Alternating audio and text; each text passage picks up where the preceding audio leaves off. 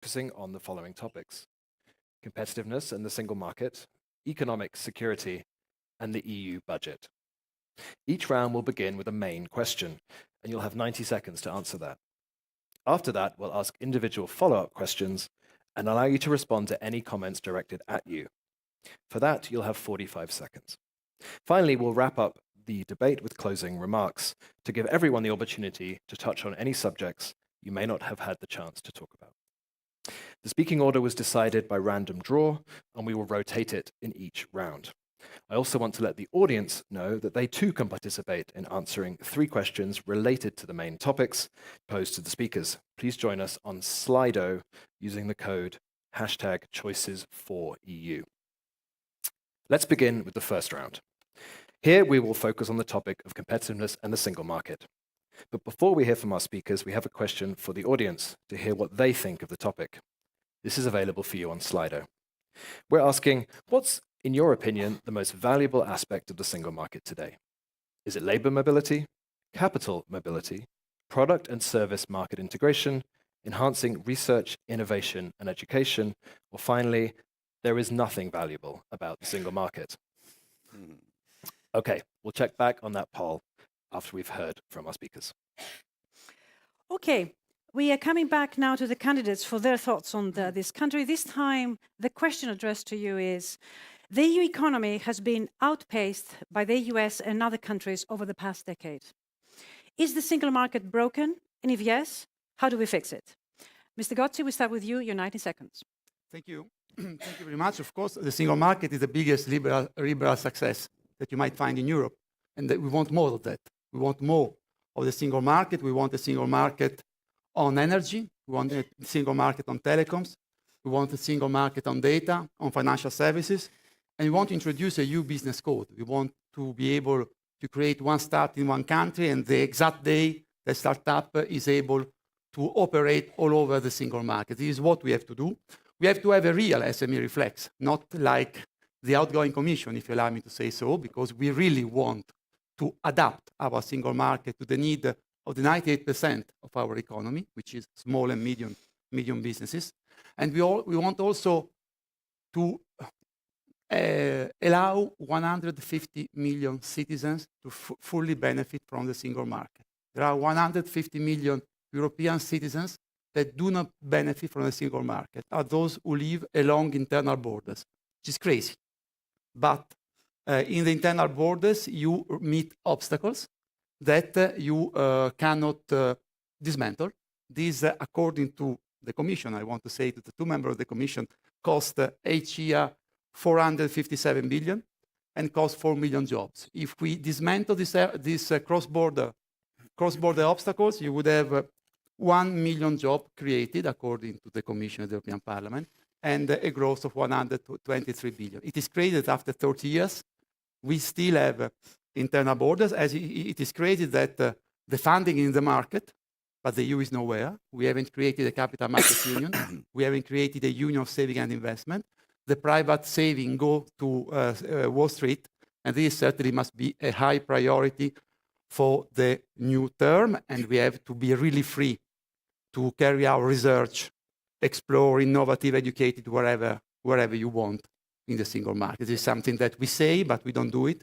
And these are our priorities as Renew Europe. Thank you, Mr. Gozzi. For 90 seconds, Mr. Schmidt, 90 seconds are yours. Thank you. Well, the single market is certainly not broken, but it's unfinished. So we have to give it its full potential and to adapt it to the new challenges. And the new challenges are huge. But as the law said, you do not fall in love with the market.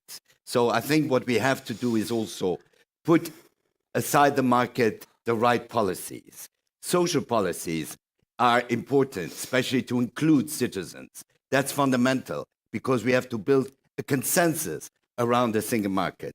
We have to have a strong industrial policy to, again, get the full potential out of the market. And we have to push innovation, R&D. So LETTA gives us a lot of good ideas in that respect. Now, just to summarize, the law had 3 formulas. First, solidarity. That's fundamental for Europe. We need the solidarity between regions. We need it between member states. We need it also between citizens. Then cooperation. Well, we will not face the challenges if we have not the capacity to develop cooperation, including also cooperation in developing strategic sectors, and especially also at the financial level. We have to mobilize more capital to invest in the private and also in public infrastructure. And finally, competition. But competition is not just between Europeans. We have to situate competition in the global context, because since Delors, the global economy has changed, and we have to have in mind what global competition means for Europeans. Thank you very much, Mr. Schmidt. Then I go to Mr. Vistesen. The European economy is fundamentally broken. Over the last 50 years, our growth has been half of the one we have seen in the US. And the explanation for that is quite simple. They roll out the red carpet, you roll out the red tape. Read my lips. We need a stop for taxation, regulation, and bureaucracy for the next 5 years mandate. This era of mass regulation must come to an end. But we have to go further. We have to abolish harmful directives, such as the GDPR directive, the Working Time Directive, the Vogue CSR directive, and other job-killing legislation. In Denmark alone, bad legislation annually puts an extra burden on business on 4 billion euros a year. That is a multitude when we look European-wide. And on top of this comes the so-called Green Deal. We cannot revitalize European economy if we don't abolish that piece of legislation that is basically the worst piece of self-harm ever created in the European Union. Thank you. Thank you very much for that, Henry. We had Mr. von der Leyen. Thank you so much. On competitiveness and the single market and comparing to the United States and China, I think we should start by look at our strengths. So we have less inequality than the US and China. We have better access to education, independent of the wallet of your parents. We have less CO2 emissions. We have better infrastructure. And actually, we have a longer life expectancy. So that's good. But of course, we have to do our homework. And there are 5 points I want to mention. The first one is we need better access to capital for our companies. In other words, the capital market union has to be completed. Second point is we have to further lower the energy costs in the European Union. That is deployment of renewable energy, because this is not only good for the climate, but it's also good for our independence. They are homegrown good jobs. The third element is better skills. We need to bring every young person either in vocational training or in work. We need a better reconciliation of work and family. There are so many highly qualified women out there who would like to work more, but it's impossible because the infrastructure, good childcare, is not there. And then we need a push on strategic technologies. These are clean technologies. This is AI and quantum. This is biotechnologies. And last, but certainly not least, the biggest productivity machine we have is the single market itself. So we have to deepen and to widen it. And this is not only new rules, but it is also enforcement and implementation of the existing rules. Thank you very much. I'm struck by how 3 of the 4 of you talked about deepening access to capital. We've seen for years and years and years now the Capital Market Union failing to come to fruition despite the best efforts of policymakers. If you were appointed Commission President after these elections, how would you force the countries to be differently this time and actually set up a Capital Markets Union? Mr. Schmidt. Well, I think we all agree about the importance of a more unified capital market. We need common rules, otherwise we will not be able to foster investments over the borders in Europe. Now, I think this is something which has started now in the discussion, and we really have to push for achievements here.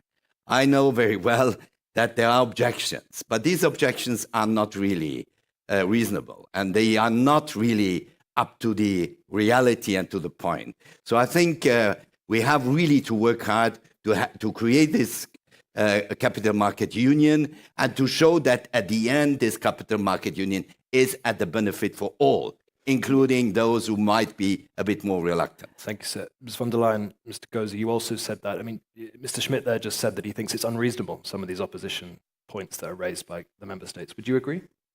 You're talking about the Capital Markets Union. Indeed. Yes. Well, we had a very good move forward in the last European Council. Strong conclusions, strong tasking of the finance ministers. They have to do their job now. It's basically the question of surveillance. How is the governance of the surveillance? So this has to be solved. But if we complete the Capital Markets Union, it's 470 billion euros in addition for investment in the European Union. So let's work on that. Mr. Gozi. Well, I was saying the single market is the biggest liberal success. I would say that the Capital Market Union is the biggest EPP failure because we have been in charge for 5 years. I mean, Dombrovskis comes from EPP, McGuinness comes from EPP. You tell us, Mrs. von der Leyen, that the last European Council did a good step ahead. Well, too little, too late. You have been in charge for 5 years, and you haven't seen a real push from the European Commission to go toward that direction. So I would think that, first of all, we have to demonstrate that we have a real political will. And our idea of the European Commission is renewed that we will put all our political capital to really move ahead in this field. But if I may just at this point, Mr. Gozi, what is the one thing you would do to advance the CMU agenda? Well, first of all, you have to make it a real priority, and you have to see how to combine the different, the opposition that there are. I mean, there are people who want a lot of surveillance, and sometimes too intrusive. There are other people who want only insurance, like the insurance deposit schemes, and it is clear that both have to take a step forward, but you need a mediator, you need an honest broker. If you simply take stock of the fact that the Northern Europe wants only strong surveillance, and the Southern Europe is only interested about insurance deposit schemes, you won't go very far. This is exactly what the European Commission must do: build up compromise and shape a compromise. And I think that on this, this Commission has failed. Yeah, if I may also ask the same question, Mr. Vistisen, you have argued against any red tape, but are you in favor of creating a capital market union in the EU and therefore more regulation? No, I would say that the fundamental problem is that we corrected after the US financial crisis in the late tenors of this millennia. And what we are seeing now is that capital is floating much freer in other parts of the world than with us. And what I'm hearing most from the left of the parliament is a request for a Tobin taxation on top of the existing regulation. And that wouldn't help us distributing the investments in Europe. I believe that markets should be as free as possible and with as little friction as possible. And I think simplification is the way to go. And if I may, last question, Ms. von der Leyen, we don't have a banking union. We have a regulatory banking union, but not a common market for banks. Do you think we can achieve a common market for capital? I think we have to. I mean, everybody has understood that this is one of the main obstacles we have in the European Union, the access to capital for the companies. At the moment being, we have a situation where around about 300 billion euros per year go from the European Union, for example, to investment funds in the United States.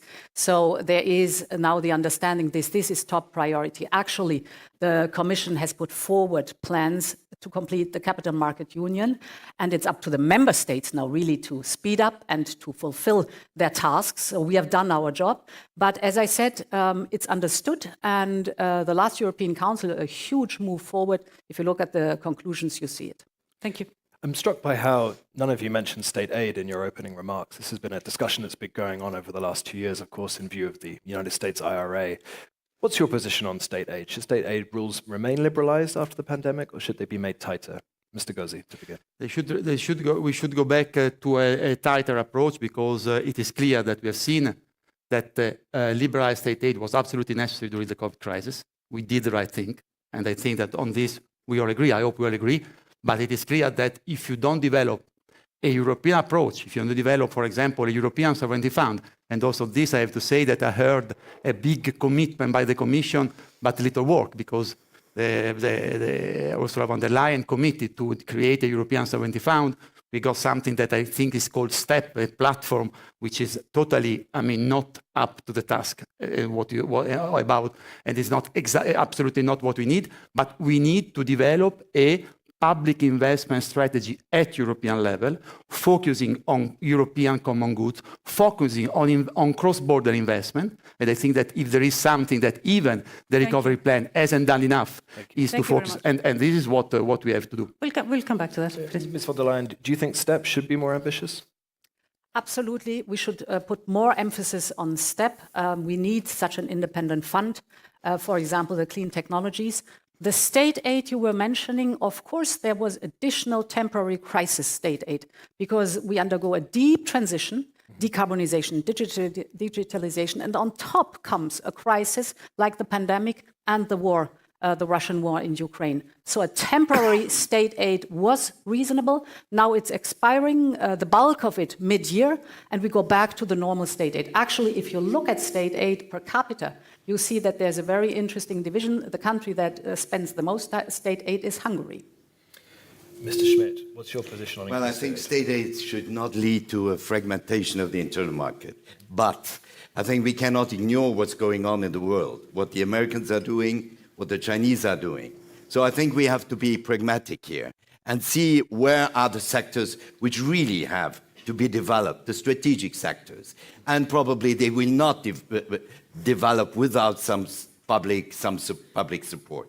But the point is always how to differentiate between countries. That's why, first, I think we need more common financing. Second, we need also more common projects in these areas, which then does not lead to this fragmentation, or I would even say frustration on the side of some countries saying, well, this is only for the bigger ones or for the northern ones and so on. So I think we have to have a pragmatic approach as we had during the crisis. Thank you very because the much. crisis is going on, by the way. Thank you very much. Did you have any other question on state aid? If I may move on then a little bit on some of the social aspects that you talked about. Mr. Gozzi, you talked about a single market for all. What do you mean for that? What do you mean by that?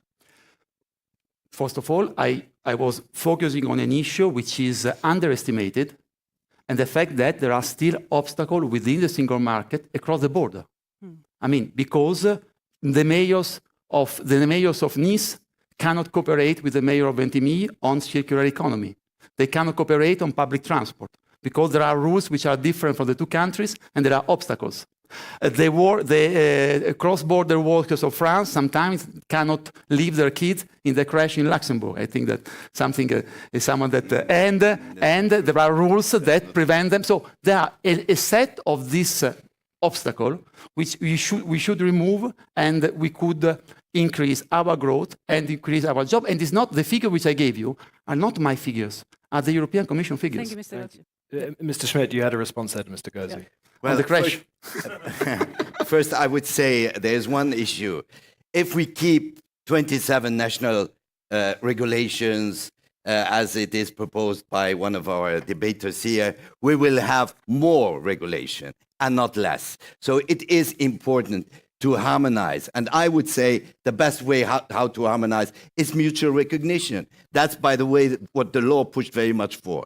Now, on the crèche, there has been an opening because, for obvious reasons, because if you want to attract people from the other side of the border, you have also to make some concessions or openings to give people the right social rights.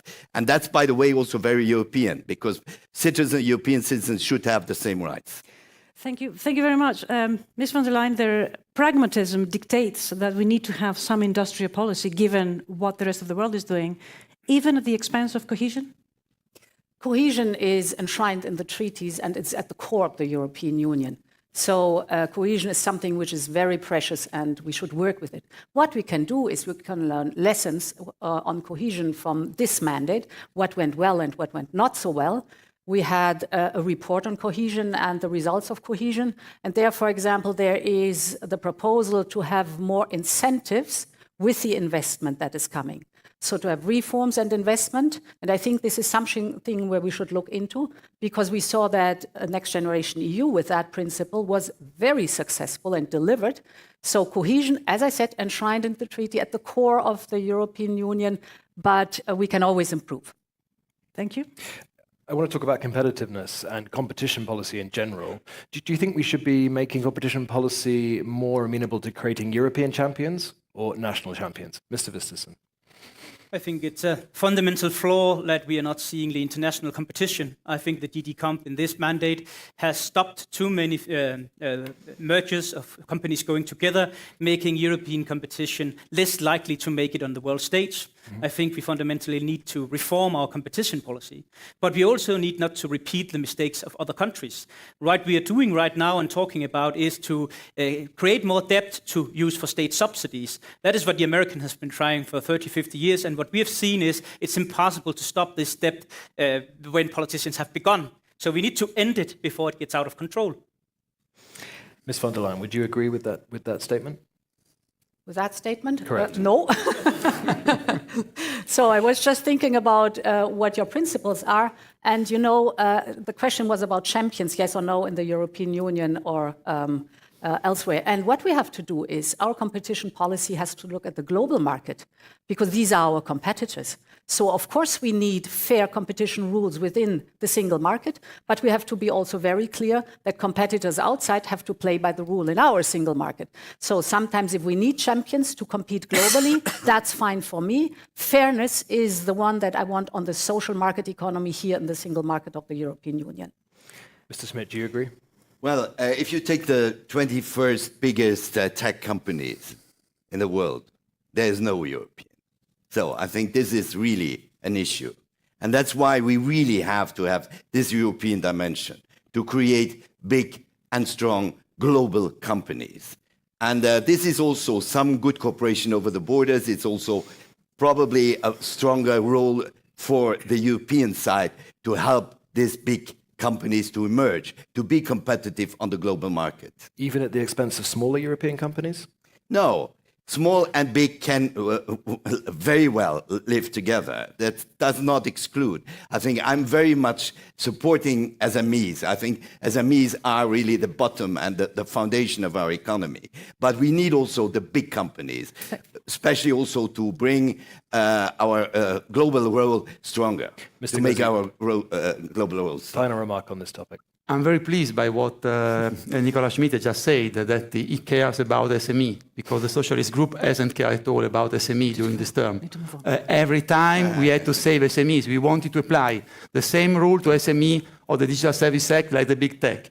We want to apply the same rule to SME like artificial intelligence like at the big tech. On due diligence, you wanted to apply the due diligence rule to the small SMEs, whereas we wanted, your commission wanted to apply only to the firm with 500 employees and more. So it's very good that now, Nicola, you say I'm a that defender of you say that you defend the SMEs. Know that your group hasn't defended the SME in the parliament. Thanks so much. This is the kind of energy we want on the stage. Now that we've heard from our speakers on this topic, let's take a quick look at the Slido results. Let's hope you think the single market does matter. Otherwise, we've just wasted 20 minutes. That's not what we're looking at. There we go. Fantastic. Product and services is the most important aspect. Thank you so much, Maria. Wonderful. We are now moving to the second set of issues on a topic that I am sure will have a huge priority in the next 5 years, and that is one of economic security. Again, we start by asking first the audience an important question, and you have again the opportunity to vote in Slido. For those of you who are joining us just now, choices for EU. And the question that we would like to pose to our audience is the following. What is the most important aspect in ensuring economic security? Tough borders, energy independence, protectionist trade measures, domestic supply chains, or strong defense. You can vote now here or if you are online. Let's see the first reactions as they're coming in. If you can put them on screen, please. Strong early leader. Now to our speakers. We've seen how Russia's invasion of Ukraine, the growing trade war between China and the US, and the evolution of new technologies has exposed the EU's frailties. How should the EU go about establishing economic security? First, Mr. Schmidt. Well, first, I think security is a general concept. It's about economic security, it's about defense, but it's also internal stability and cohesion. So what we have to do first on economic security, we should really not be protectionist, but we should not be naive. So that's fundamental. If there is a strategy coming from one country just to take over the market in some strategic technology, we cannot just sit there and look how it happens. So that's the first thing. The second one is about strategic goods. We have seen during the COVID crisis how sensitive our automotive industry was because we could not get the semiconductors. And we could not going on building cars because there were no semiconductors. So we have to have a strategic view about our security, economic security on a certain number of issues. Same thing applies to pharmaceuticals, for instance. And energy, obvious. And the only way, energy is key. It's central for the further development of Europe, for our security, for our autonomy. And that's why the only way we can do it is invest massively in renewables. Thank you so much. Mr. Vistisen, you have 90 seconds. EU was built on a dream of open markets and free trade. That was the promise that was made. EU skepticism back then was a socialist thing where they criticized the capitalistic free market. Today it comes from the conservative right because EU have turned into a socialist nightmare with too high tariffs, massive state aid, and a dysfunctional and broken internal market. We have to return to the time where we can make free trade agreements with friendly nations such as the US, Southeast Asia, and South America. But we can also not be naive in this world. For decades, we have ignored the threat from especially communist China. That has to come to an end. China needs to be pushed out of all critical infrastructure, and it needs to be pushed out of our children's social media platforms. That is why we want to have a ban on TikTok, like the one proposed and adopted by the US Senate and President. A ban where we say to TikTok, either you sell your company to a Western firm or you get kicked out of Europe. We have to get serious about our security and our independence when it comes to issues such as energy.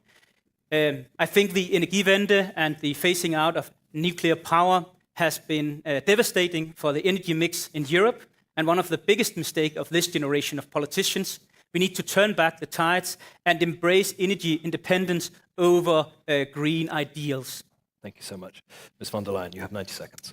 Yes, for economic security, I want to mention 3 topics. The first one is, of course, economic security means be competitive. We just spoke about it, so I do not have to go in depth. The second lesson we learned from the crisis, that is the pandemic and the Russian war in Ukraine, that is we need to have access to raw materials, access to energy, access to technologies, and to markets. And this is the topic of stable and secure and diverse supply chains, so no dependency on a single supplier. But then we also have to look at the risks that are coming from outside to the European Union. And this is, for example, overcapacity produced somewhere else, flooding then our market with artificially cheap products. Or, for example, the topic of forced technology transfer, or unfair barriers our companies experience in other markets. So this is at the core of economic security. The remedies is, first of all, dialogue, of course. This is the reason why last year I spoke 3 times with President Xi exactly about these topics. But of course, also action matters. And this is the reason why we have developed a whole set, a toolbox of trade defensives, and we are willing to deploy them. To be very clear at the end, we believe in competition because it makes us better, but it has to be fair. And this is true for the companies in our single market, but it's also true for companies that are coming from outside to our single market. Thank you so much. Mr. Gozi, finally.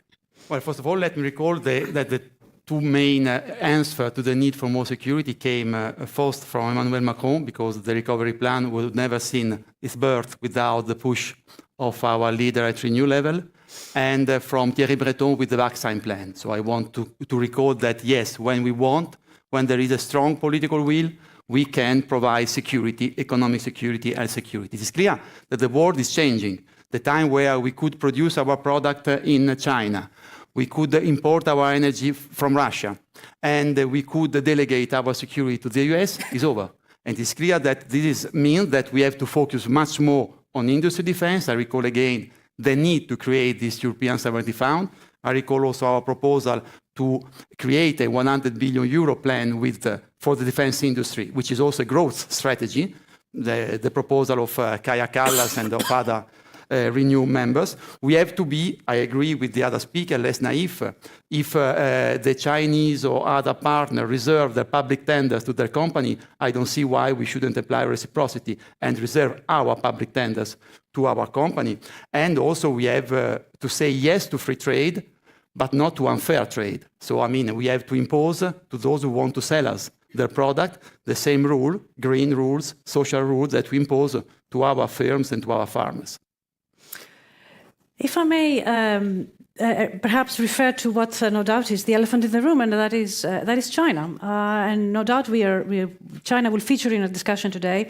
But let me start with a quote that we heard today in Germany from Senator Yellen asking for the EU to align itself for the US. Last week we heard about trade tariffs. I start with you, Ms. von der Leyen. Do you believe that the EU should align itself with the US when it comes to China? So we share some of the concerns of our counterparts, but we have a different approach, much more tailored approach.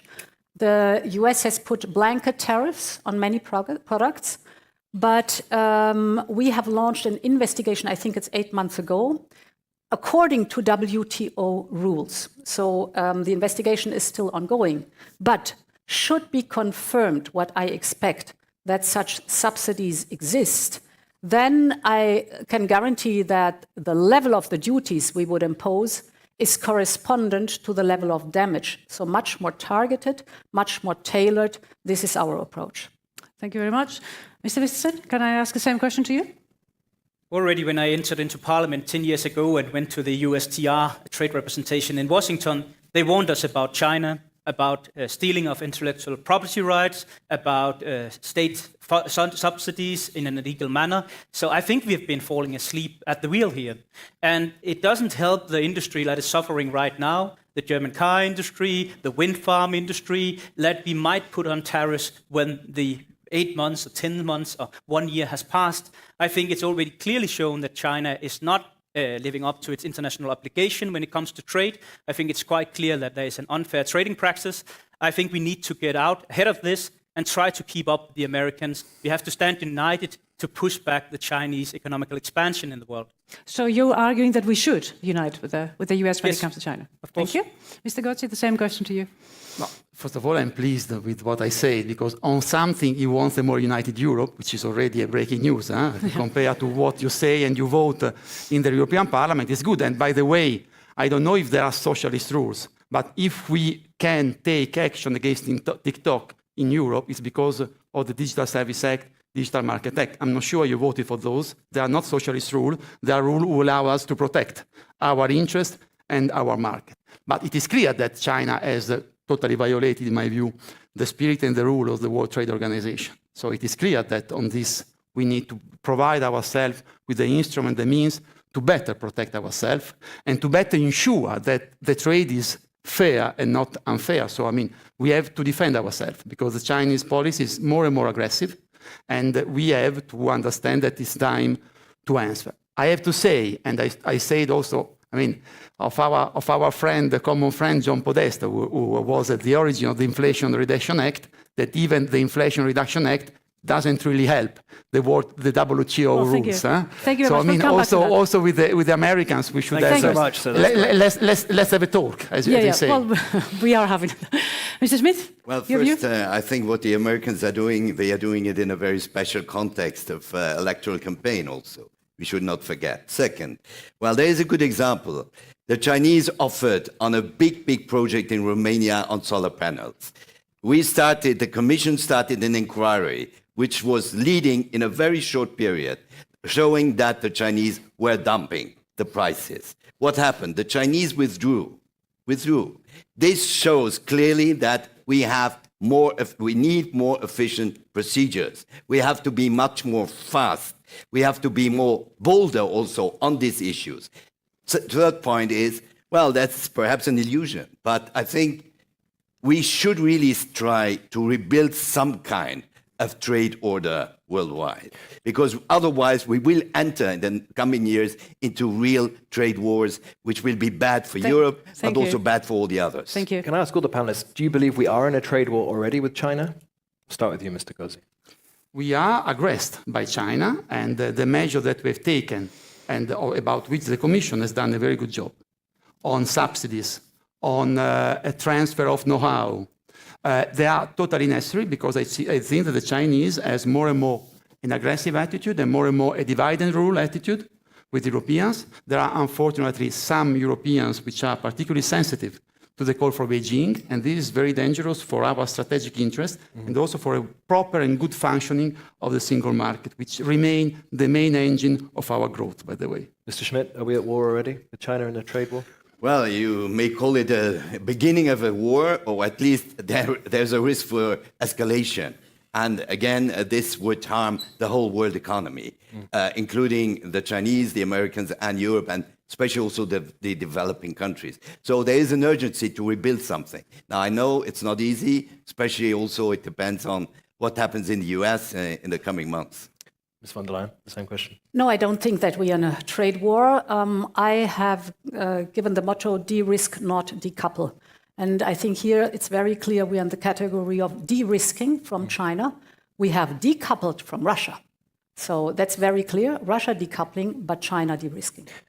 Mr. Vistisen, I know your original remarks said that we were already at war with trade war with China, but I wanted to come back to Mr. Gozzi's point. How would you stop China without these regulations that you say the EU shouldn't have any more of? Of course, trade competence is an exclusive European competence. So as long as it stays that way, EU has a responsibility of how they use that mandate. But the reason that we cannot do much about the Inflation Reduction Act is because we don't have a trade deal with the US. If we had a trade deal, these things would be regulated. You are not able to give unfair competition. We would not do it on our corona subsidies for borrowed money. They would not do it on their green policies for borrowed money. That would benefit both sides. The difference between the relationship to US and China is if it's fundamentally a friendly regime or not. China is not. And therefore, we have to use the full arsenal that we have in the WTO to limit China's economic expansion in Europe, in the rest of the world, and to the US. Thank you. Mr. Schmidt? Well, I think the US have not always been very kind to Europe either, so especially in the past years. So certainly they are an important economic partner, security partner, but sometimes they have shown really also their teeth towards the European Union. Please, Maria. So if I may bring then this issue of should we do it bilaterally or should we try and attempt to restore multilateralism? And what would you do to get there, Mr. Schmidt? Following up what you just said. I think that at the end, everybody has to realize that if we entered into some kind of a trade war, globally speaking, Chinese versus US, US versus China, imports coming from China to Europe because they cannot go into the US market. I think at the end, the big players, because there are other players also. There are the developing countries, the India, for instance, and others will notice that this is not the right way to manage the world economy. And here Europe should play a more important role and really push for not and work on some new ideas. We will not come back to what has been in the past, but we have to rebuild something. Well, we've tried the multilateral many times, and in the meantime, we are losing competitiveness. How should we go about it? You can see it in the relation China and the United States and us.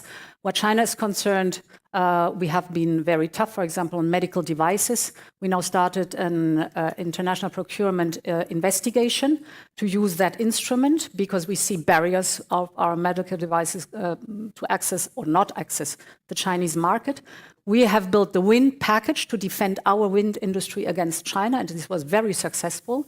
With the United States, we have a much more balanced relationship. They are our biggest ally and trading partner, and we can speak with them. We have negotiated, for example, after the Inflation Reduction Act, that the guidelines show that our EVs, our batteries, are being treated as if they were from Canada or Mexico. So, like friends, you can do a lot with your like-minded partners, and this is a typical example. China is not like-minded, so we have to take our defense tools, trade defense tools. Thank you. Just one word. There's one important word. It's reciprocity.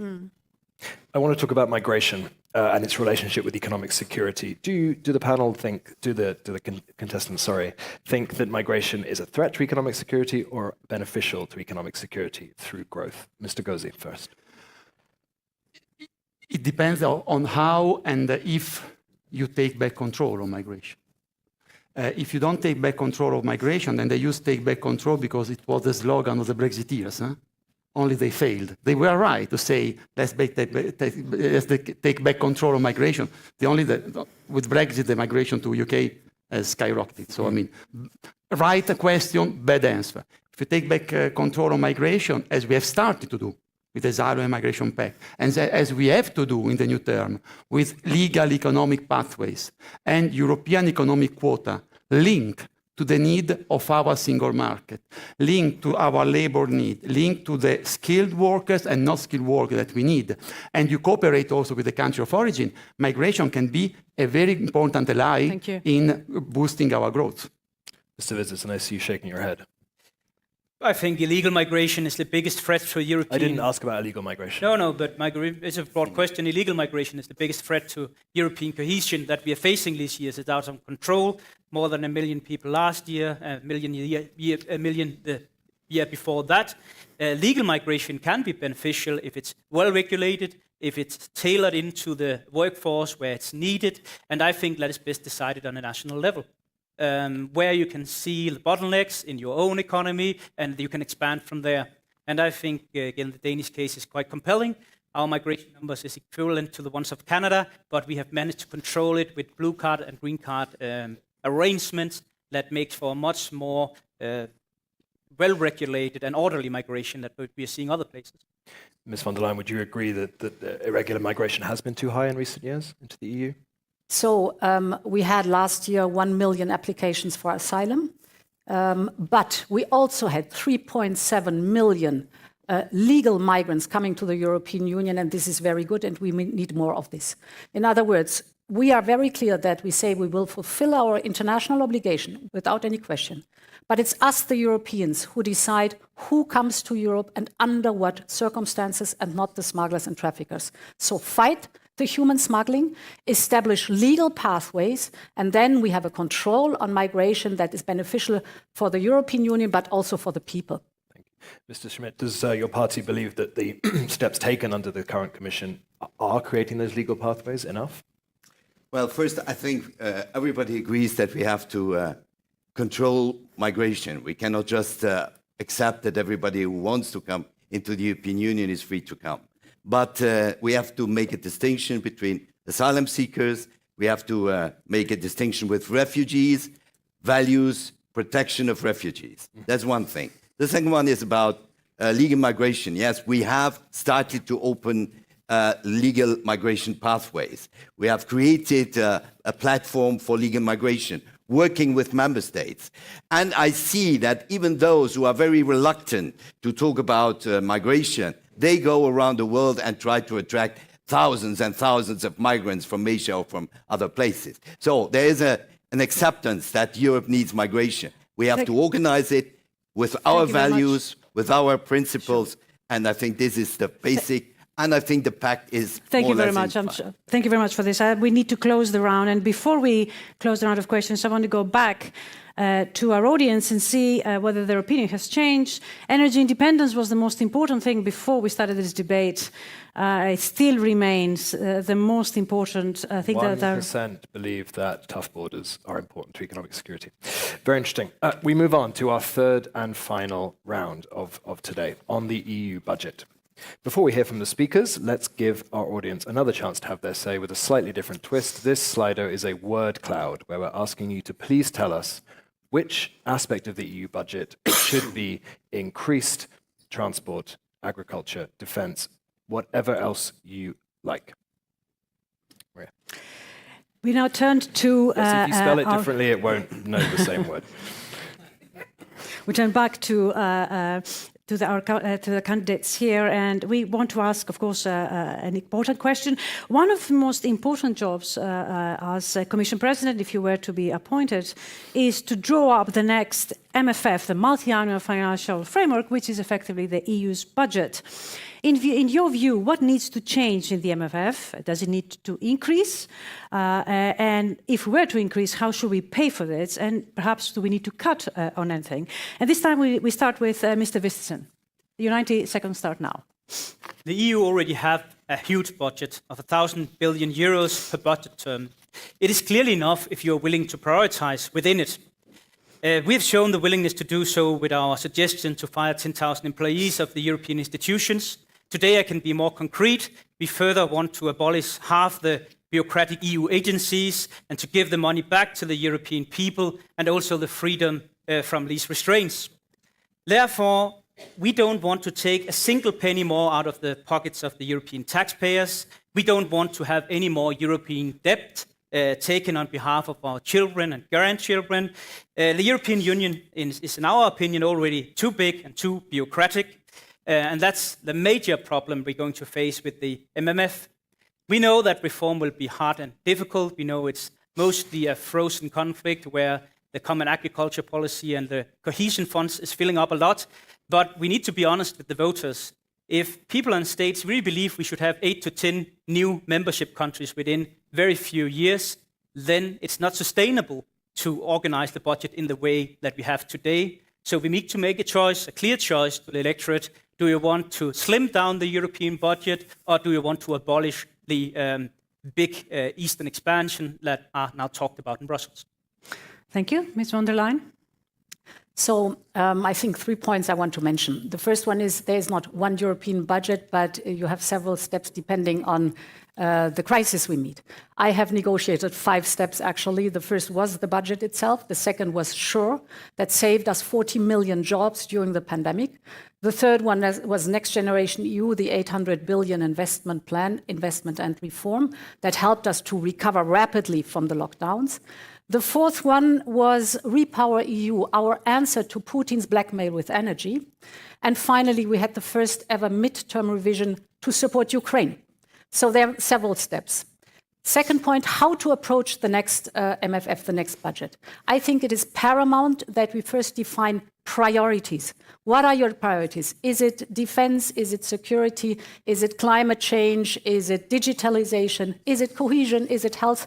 We have to define what are the priorities, which we want to fund with common European money. And then there are 2 ways to fund it. One is national contribution, and the other is new own resources. The third element is the lessons learned from this budget. We need more simplicity. Today, we have programs that are too complicated for our SMEs to access the funding. We have too many programs that invest in the same topic, but with different eligibility rules, with different timelines, with different reporting requirements. So if I want to cut on time and complexity, make it faster, leaner, and better. Thank you, Ms. von der Leyen. Mr. Gozzi? I think you cannot drive toward the future looking at the rear view mirror. We cannot face the future challenges, including the continental unification, with a structure of the budget which is basically conceived still in 1988. So I think that we have to abandon the 1% dogma, and we have to make clear choices on security, on green transition, on digital transition, and we have to work much more on own resources. We have strongly supported the carbon adjustment mechanism, the revision of the emission trading scheme, but we have to do more. We have to go further. I mean, on looking at bio-waste, cryptocurrencies, food waste, new fair border mechanism. This is what we have to do, because otherwise you cannot do more with less. And you cannot say that you want to do more starting with cutting. There is one thing that we have to strengthen and to expand, the rule of law conditionality mechanism. I think that we have started, but we must be much more demanding on how we link the budget to the fundamental respect of rule of law and fundamental freedom. We are just at the beginning as far as we are concerned. Wonderful. Thank you very much, Mr. Schmidt. Well, I think it's always useful to recall the numbers. The European budget is 1.2, a bit less than 1.2 of European GDP. So it's not enormous. Now, I have seen the Bruegel studies, I've seen other studies going up to 2%, because defense is not for free. Security is not for free. And transition, and we all know that this is indispensable. And the clock is ticking. The clock is ticking. So this means that we have to have the right instruments. You mentioned SURE. I remember very well when we decided to gather SURE. This was quite rapidly done. So we have to be more flexible also. When there is a major problem, we have to create the financial instruments to face these problems. Is it defense? Is it employment? Is it education, skilling, and so on? So I think it's not alone about the budget. It's about our capacity to invest. The future of Europe is decided at the level of investment. Either we are capable of investing, private and public, obviously, or we are not. And if we are not, well, we will lose. We will lose in the global competition. And that's why I think we have to reflect on flexible methods and own resources. I fully agree. We need more own resources. We need stable resources. This is key. Thank you so much. A number of you talked about new own resources, maybe finding new financial mechanisms. Are you saying that we're going to have to go back to voters and ask them to pay more money? Because that's ultimately where the EU budget comes from, in whichever form it takes. Mr. Gozzi, are people ready to pay more to Brussels? I think that you have to set principles which are also consistent with your priority and policy objectives. I mean, I give you an example. You pollute, you pay. You are neutral, you get breaks. This is the way we have to work. We have done it. We have begun to do it, but we have to continue. So the own resources must be linked to favor behavior which are consistent with our common policy objective. And we have to look also on new possible resources. I mentioned bio-waste, food waste. I mean, do we want bio-waste? Do we want food waste? No, we want to reduce them. A way to reduce them can be rules. Another way to reduce them can be using the financial means. This is the way, in my view, we have to approach it. Mr. Schmidt, you cited the Bruegel study about 2%. I mean, that would put huge strain on already tight budgets. Well, I think that the issue is a common spending better than national spending? Because it's not the question, well, we spend or we do not spend, having talked about security, transition, and all these issues. So if we can spend better together, well, we should give us the means to spend together. I think this is the big issue. And I think if citizens understand that if we pool our spending, if we are pooling our resources to make better results, well, they agree. I think people are rational, and they will agree and support if they notice the results. So I think this is the decisive element. We have mentioned SURE. We have mentioned Next Generation. I hear what Mr. Draghi says about 500 capacity, financial capacity of 500 billion. Well, I think this is at the level of our challenge. But can I maybe follow up on exactly this, Mr. Schmidt? I mean, do you believe that experience shows that common spending is better spending? In many cases, yes, I believe, yes. Mr. Vistisen, you don't think that. Have you costed how much money would be saved by sacking 6,000 people and reducing half of the institutions, or is that just a... But I think we should Something you aim not for. stop there. I think when we look at the two No, I biggest... asked you, have you costed it? How No, much I would it have not, save? costed it down to the euro cent, but it's a good beginning. But the two largest items on the European budget is the Common Agricultural Policy and the Regional Development Fund. If it was true that spending together was better than spending each individual country, then we should have the most competitive agriculture in the world. If it was true, we should have no depraved regions back in the European Union that is lagging behind, especially in the older membership countries who have been members for more than 30 years. But in both cases, when we look at the numbers, we don't have the world's most efficient agricultural sector. We don't have, for instance, in Greece and parts of Spain and other places, developed economy on the same level as we are seeing in other countries with the same time in the European Union. So that's the argument against Thank you very common much for spending. this. One Can I say very something live. on this? Of course, sir. Please. I mean, have you seen how Spain, Portugal, or Poland managed to grow thanks to the cohesion policy? How can you say that the cohesion policy has helped a very important economy to grow? I mean, how can you say that common agricultural policy hasn't helped a big agricultural power like France and Italy? Without common agricultural policy, there wouldn't be any more agriculture, neither in France nor in Italy. So if there are two success stories, this one, I'm very surprised that, I mean, you don't have the real figures, but look, I give you advice. Look at the growth rate of Spain and Portugal since they joined the Union. Look at the growth rate of Poland, and you will change your mind on cohesion policy. I'm going to come to Ms. von der Leyen. You do have the figures. Mr. Gozzi just said he didn't. I mean, you work with them every day. Do you think that EU spending is the most efficient way? I want to reflect on this one because what is the principle? For example, defense. Yes, we know at the moment we see a high intensity conventional war coming back to Europe. So we have to prepare our air defense and we have to prepare our land forces for that. And then the question is, what do we want to do on a common European level? I would advocate, for example, for an air defense shield as a common European project. If the answer is yes, then we have to provide the funding. And again, either national contributions or new own resources. What agriculture is concerned, we are now in the strategic dialogue for the future of agriculture.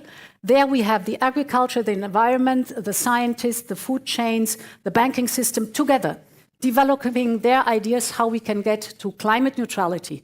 And this should then be reflected in the budget, the next budget that is being negotiated. Thank you very so much. we share the same goals and we define the way to go there. Thank you very much. Mr. Whitson, you wanted to jump in on this topic. Yes, because I had the pleasure to serve in the Budgetary Control Committee for 2.5 years, and I visited, for instance, Greece. Let's look at the metro building in Thessaloniki. I did mention Greece. You mentioned Greece. I mentioned Spain, Portugal, and Poland. Yeah, but then No. I would be happy Have to you go been- back have you to the been there? Budgetary Control Committee Have you and been- visit have you been Spain, to Spain or Okay, Poland? thank you very much. Mr. Gozzi, let's But let- if I can make my point as well, Please, yeah. I would say it took 21 years, and when we went down there, not one of the metro stations was completed. When we went to visit the highway building built by European funding, the length of the highway had been cut in third, and they still couldn't make it in time. So that is what happens when we go and control the cohesion spending. And I will be happy to go both to Portugal and Spain with the Budgetary Control Committee in the future as well. Very good. Go. Thank you for the invitation. Please, Ms. von der Leyen. I think one sentence. We just celebrated 20 years of accession of 10 member states. Look at their growth rates and the prosperity and the satisfaction of people. That is the proof. I want to come back to the budget discussion. Some of the things we've talked about here, air defense, more investment in regions is expensive. One proposal that's being circulated is a new round of joint debt, similar to the Repower EU program, that would focus on defense. Are you in support of that, the entire group? Ms. von der Leyen first. I come back to my principle, whether you're speaking of debts or not debts. Whatever is financed in the European Union, two sources, national contributions, if you don't want that, new own resources for the European level. This has to be the choice. It's a sovereign decision of the member states. But if they want to have a common European project, this is the way to go. I'm going to ask it specifically. President Macron has said we should raise 100 billion in joint bonds. Do you agree with that discussion? First, I would ask what for? What is the project? What are the priorities? And how do you want to fund it? Is it national contributions or is it new own resources? The proposal of the Commission is on the table for the new own resources. It has to be worked on by the member states. Mr. Schmidt, do you think we should borrow more debt collectively? Well, I'm not somebody who says we can just leave debt up to the sky. But it is clear if we want to have a European defense, it will not be possible without some European indebtedness. So 100 billion, I do not know exactly what the amount should be. That has to be studied. But it is not for free. We have to explain that also to our constituents. These are things which are not for free. So I think Yes, we need some investment capacity in different areas. If we are talking about defense industry, for instance, well, we have to build it up really European-wide. If it's European-wide, there has to be also European financing. And by the way, the Commission is not just listening to the member states. It sometimes has to tell member states in which direction they should go. Yeah, If thank they you very don't, much. that's another problem. Thank you, Mr. Mr. Smith. Gozzi, if you're president of the European Commission, would you be telling the member states they should be borrowing more for defense? I would say that if you want a real European defense, a real strategic autonomy, you have to spend better and you have to spend more. To spend better with common standard, common acquisitions, common tender, because that develop a European industry, and you have to spend more. And if you spend more together with the defense bond, like Kaja Kallas, Emmanuel Macron, Thierry Breton, so all is made in Renew Europe, propose, I think we would be much better off in terms of resources to build up a truly European defense industry. Without a defense industry, you forget about European defense. Sure. And finally, Mr. Vistisen. No, I think it's a wrong trajectory to start borrowing money. It's a never-ending cyclist. We fought for decades to avoid this. Then the COVID crisis came along and the ties broke down. And now we are seeing that every time you cannot get the member states to cough off the money, then you say, let's borrow some more. And that is fundamentally the biggest problem in the American economy, in economies in many countries, including some European economies. So why should it change that we start borrowing on a European scale? If you're not willing to finance your priorities at the voting booths, then you should maybe rethink them. And if you're not willing to persuade the Europeans that they should pay up for whatever priorities you want to include, then you should rethink them instead of just borrowing on behalf of our daughters and sons. Maybe we should come then to priorities. Can I just start with you, Ms. von der Leyen? What are the priorities that the next budget should finance? So for sure, defense and security is in. For sure, competitiveness and decarbonization and digitalization is in. These are some of the priorities, but we have to discuss on the European level with our leaders how wide the common European priorities are. Of course, topics like agriculture, topics like cohesion will play a role without any question, but we have to focus on what is the most important at the moment being it's stabilize our democracies, fight for strong democracy and a strong Europe. It is very clear prosperity that is bound to competitiveness, and it is security that is also including defense. But what can we do? What do we have to do less in order to do these? To do more on defense? So there are other topics that had a big importance in the past that do not have this importance anymore. So it's a question how to allocate the money. And as I said, I think we can have a much more efficient budget, which is much faster delivering. A euro you spend today has a much bigger impact than a euro that you spend, the same euro that you spend 3 years later, because you're too slow. So a lot is also in delivering and taking away redundancy and looking really at the effectiveness and the impact that the money has. Thank you. Mr. Schmidt? Well, first, I agree that competitiveness is very important. But what do we understand by competitiveness? It's also investing in good health, for instance. It's investing in good housing. It's investing in education. It's investing in good infrastructure.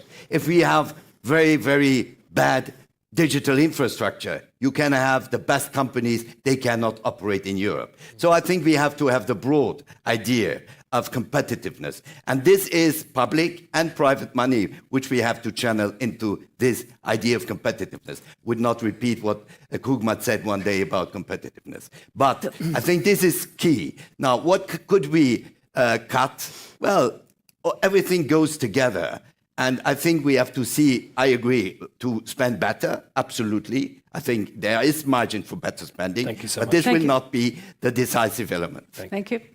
Mr. Gozzi? Security, digital, green transition, certainly focusing much more on investment with a real cross-border dimension in nature. I think that if there is a weakness of the next generation EU, that is to focus within national boundaries. We have to promote, to bring a real European value, more transnational investment. And I said, you don't cut the budget, you increase it. You increase with own resources. Because you cannot be serious when you say that you want to do more on defense, more on industry, and then you want to keep the structure of a budget which, I repeat, has been conceived in 1988.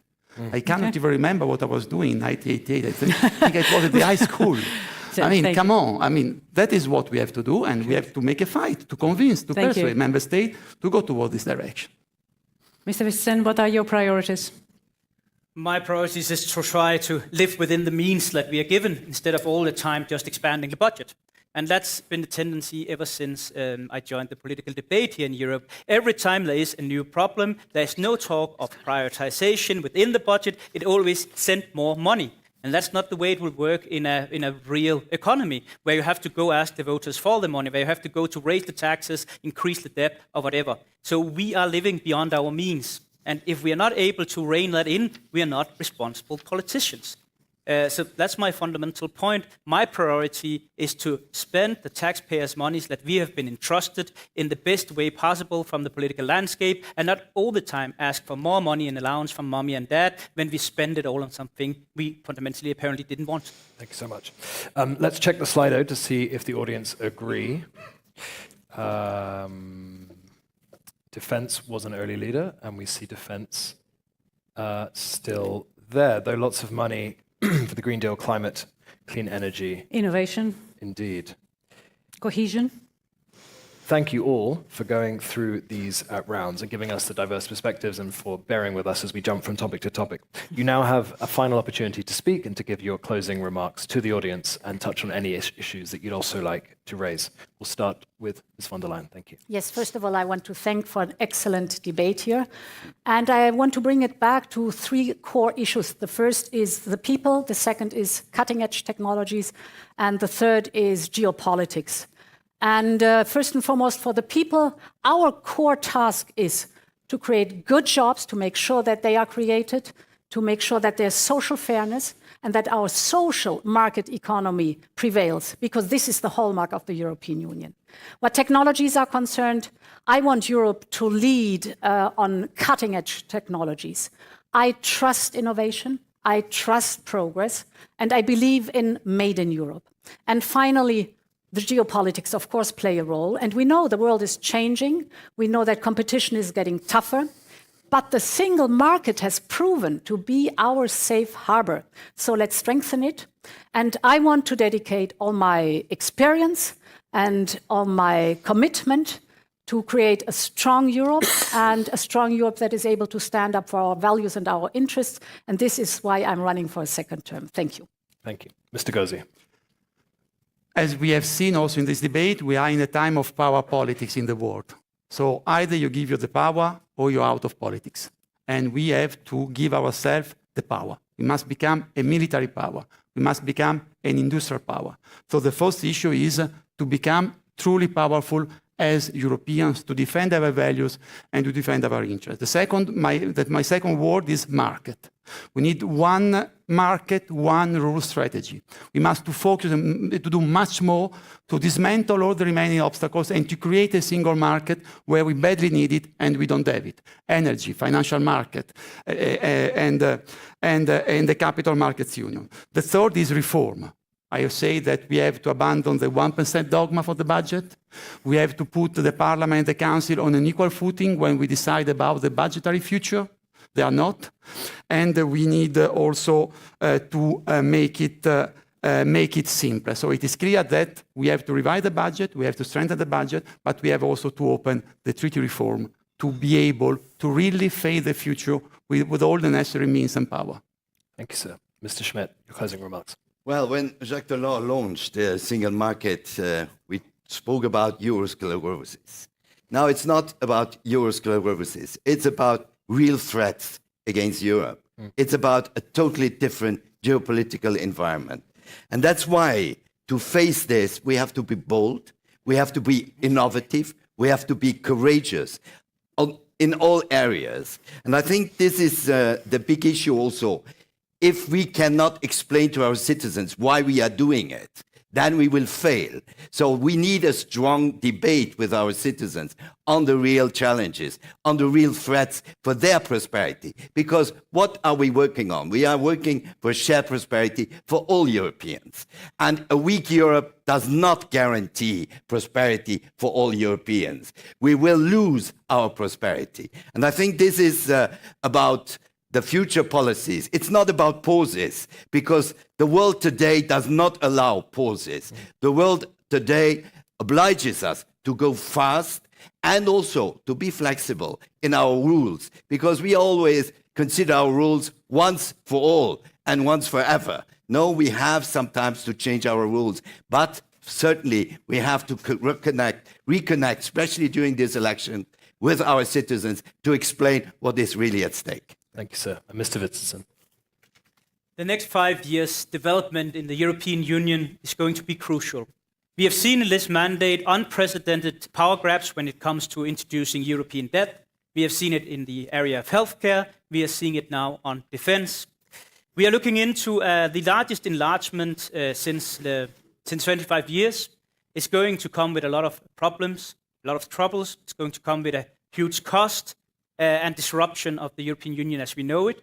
And finally, we are seeing now talks of a new treaty, a treaty that have found support by the majority of the European Parliament, by the Commission, by big countries like France and Germany. And if some of these visions come into reality, it will change Europe in the way we know it today. When we are talking about abolishing veto rights, when we are talking about almost doubling the budget, when we are talking about a European president, a European Minister of Foreign Affairs, we are emptying out the national states of sovereignty. And that's not my vision of Europe. And that is why we stand as the main opposition to this idea in Europe.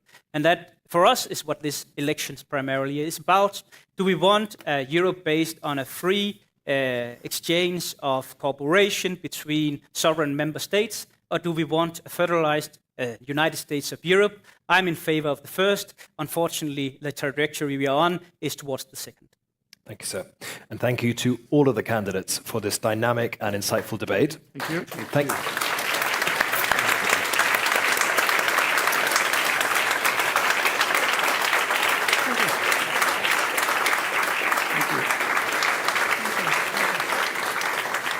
We also wish to thank the audience, those here and online, for watching and engaging with us. And we hope that this was informative and will help your decision making next month.